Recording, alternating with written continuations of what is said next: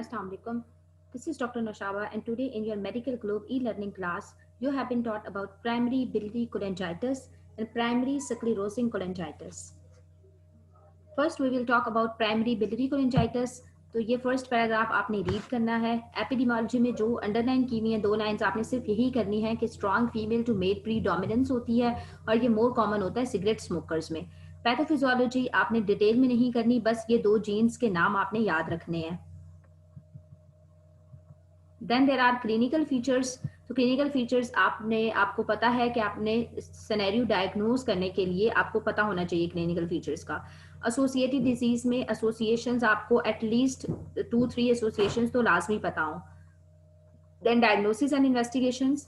तो डायग्नोसिस में आपको नेम आनी चाहिए, इन्वेस्टिगेशंस में भी कि हमने कौन कौन सी इन्वेस्टिगेशंस करानी है to reach a proper diagnosis. तो ये पूरा पैराग्राफ पढ़ के आप इसमें से पॉइंट्स बना लीजिएगा. मैनेजमेंट ये बहुत ज़्यादा डिटेल में लिखी हुई है, आपने इतनी डिटेल में नहीं करनी, आपने बस पॉइंट्स बना लेने. ये पूरा पैराग्राफ आपने रीड करना है.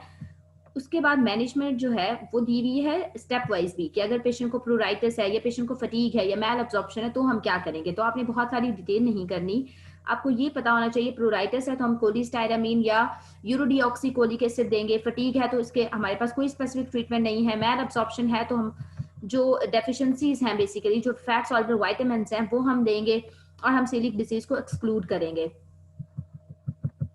देन अगर पेशेंट को बोन डिजीज है कोई तो उसके लिए हम क्या करेंगे. तो ये पैराग्राफ छोटा सा आपने रीड कर लेना है. तो इसी तरह पॉइंट्स में आपने मैनेजमेंट लिखनी है. जो हमारे पास प्राइमरी बिलियरी कोलेंजाइटिस है, this topic is very very very important. इसका सिनेरियो आता है तो ये आपने अच्छे तरीके से करना है. और जो सेकंड टॉपिक आज आप लोगों ने पढ़ा है that is primary sclerosing cholangitis. This is not as much important as primary biliary cholangitis is, लेकिन आपने इसको भी छोड़ना नहीं है, आपने करना जरूर है. आपको पता होना चाहिए इस डिजीज का डायग्नोस्टिक क्राइटेरिया क्या है. पैथोफिजियोलॉजी करने की जरूरत नहीं है. टेबल्स भी एज सच बहुत ज़्यादा करने की ज़रूरत नहीं है. अगर आपका बहुत दिल हो कि मैंने नहीं स्किप करना तो आप जस्ट रीड कर लीजिएगा, अदरवाइज टेबल्स इतने ज़्यादा करने की ज़रूरत नहीं है. देन ये आपने एनका की एसोसिएशन होती है इस डिजीज के साथ, जस्ट ये याद रखना है.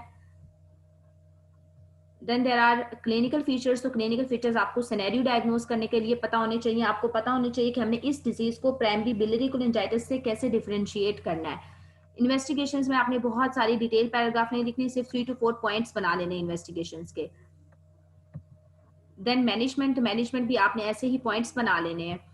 फिर कॉम्प्लिकेशंस की मैनेजमेंट जस्ट रीड करनी है, ये एज सच आपसे नहीं पूछी जाती. सर्जिकल ट्रीटमेंट भी जस्ट आपने रीड करना है, ये सर्जरी में भी इम्पॉर्टेंट नहीं है, ये मेडिसिन में भी इतना इम्पॉर्टेंट नहीं है, ये इतना नहीं पूछा जाता. ये हमने आज छोटे छोटे 2 टॉपिक्स कवर किए हैं. आपने ये टॉपिक्स बिल्कुल भी मिस नहीं करने. ये छोटे हैं लेकिन इनके सिनेरियो जो है वो कंफ्यूज हो जाते हैं आपस में, डिफरेंशिएट नहीं हो पाते. तो आपने बहुत अच्छे से पॉइंट्स बनाने, इसके नोट्स बना लें या फिर डिफरेंशिएट करके एक अच्छा सा टेबल बना लें दोनों का, ताकि आपके लिए ईजी हो एंड पे मेमोराइज करना. That's all about your today's topic. I hope आपको समझ में आ गया होगा कि इसको कैसे कवर करना है. If you have any query you can ask. Thank you.